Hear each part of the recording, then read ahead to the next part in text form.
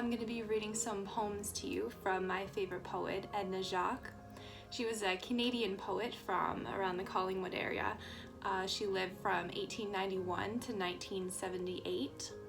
The reason why I picked her poetry is because she's very positive and optimistic, and she finds things in life that we see every day and makes them beautiful. And I think we all need a little bit of that right now. Just some reminding that there are some really good things in life. So here's one of her poems that I thought highlighted that the best. It's called In Love with Life. I met a man in love with life who felt the magic of the world, whose heart thrilled to the commonplace, smoke from a chimney lightly curled. The blue upon the distant hills, the blessed gold of daffodils. His eyes beheld the rainbow's hue and marveled at the sky's clear blue. A clump of marigolds, a tree, the golden wonder of a bee. A woven nest against the eaves, the scarlet tracery of leaves. He loved to see the shadows crawl along a quiet garden wall. As night was settling on the town, he loved a dog's soft coat of brown. The furry warmth against his knee, a kinship you could almost see. A happy man in love with his life, proud of his children and his wife, taking the day for what it brought and clothing it in happy thought. A man in love with simple things who wouldn't trade his lot with kings. This next poem is very cool. It's called Armchair Tourist. It's about an older man who can't travel anymore, but he has all of these books of all the places that he ever wanted to go, and he's just imagining himself there. So I guess we're all kind of in that boat right now. No one can really travel, but I just thought it's very cool how she describes it. So let's read it. He doesn't need a coach and four to call for him at his front door, or trains or buses or white wings to show him the amazing things scattered abroad upon the earth of every creed and worth. His magic is the printed word, whose wings are swifter than the bird. And here within one golden line he visits ancient Palestine, follows a camel caravan over dusty roads as an old man. He journeys up the sluggish Nile, visits the pyramids a while, hops with a glance too far Bombay, walks in the streets of old Cathay, buys silk and lace at the bazaars, dreams in the night beneath the stars. He hears the hucksters call their wares, the Arab priests recite his prayers, walks in a meadow bright with flowers, so far away, yet so much like ours. With grass and rocks and grazing sheep, and arching skies serene and deep.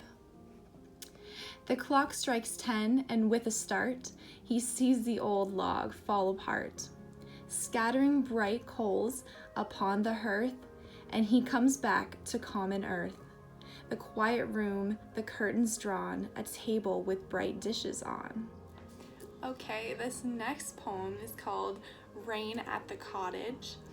I really love this poem because it's one that really paints a picture of a scene, and of course it's a very happy scene.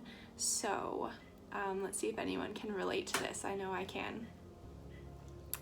It's raining at the cottage with a dreary sort of swish.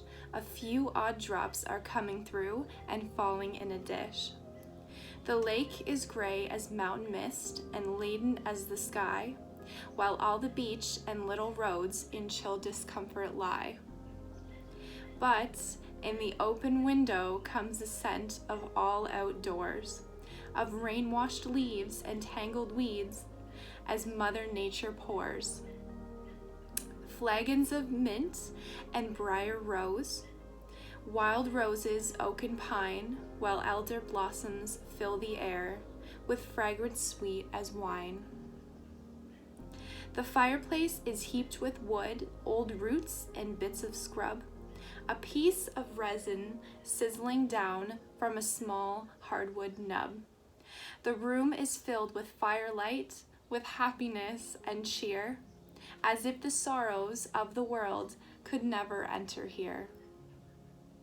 I think sometimes that when it rains, I like it best of all, where the mists above the trees, where the curlews wheel and call.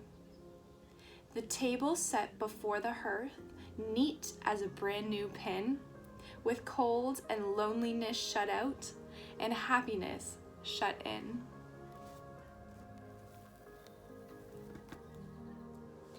I have another poetry book that I'm going to share with you a little bit. It's called It Can Be Done, Poems of Inspiration. So this is just a collection of a bunch of inspiring poems. It was made in 1921, so that's a little while ago. But this is a very popular poem that you might even know yourself. It's called Solitude by Ella Wheeler Wilcox. Laugh and the world laughs with you. Weep and you weep alone, for the sad old earth must borrow its mirth. It has trouble enough of its own. Sing and the hills will answer, sigh and is lost on the air. The echoes bound to a joyful sound, but shrink from voicing care. Rejoice and men will seek you, grieve and they turn and go. They want full measure of all your pleasure, but they do not want your woe. Be glad and your friends are many, be sad and you'll lose them all. There are none to decline your nectared wine, but alone you must drink life's gall. Feast and your halls are crowded, fast and the world goes by. Succeed and give, it helps you live, but it cannot help you die. There's room in the halls of pleasure for a long and lordly train, but one by one we must all file on through the narrow aisles of pain. That is definitely in a way a dark poem, as well as one just telling you basically that everybody just wants happiness. So I actually write poetry myself as well as read it. So this is one of my poems that I wrote about just coming of age and what I hope my life will be like when I get a little bit older. So this one's called Let Me Fade. Find me in my chair, welcoming gray and growing wise. Just let me have my favorite things before my demise. The smell of an aged book, freshly steeped tea, music through all the years haunting me. Let me fade gracefully, embracing my personal joys, quietly writing, inviting in my newfound coy. Serenity in the shadows, learned all I need to know. Let my heart be filled with love when it's my time to go. I've felt passion in love and lingering pain, everything to reflect, nothing more to gain. Days filled with memories, flashes of realized truths, visions of lessons learned in my youth. Contentment in simplicity to carry me through. Light-hearted feelings always shine, never blue. Surrounded with warm hearts, expressions of gratitude often. Clarity in hindsight allowed my heart to soften. House filled with laughter, dancing down every hallway. A humble home, memories of a fulfilled life lasting all of my days. An existence worth reminiscing, looking back will bring a smile. Every moment, every day, all worth the while. I'm not afraid to grow old, for I know which treasures lie ahead. So many years to live out, and so much life to be shed. I know that I'll live on, not here but somewhere above. Themes for my life, infinite peace and everlasting love. I hope that you enjoyed that. Thank you all for listening today to the poetry that I chose to read. I hope that you enjoyed it. Take care, everybody.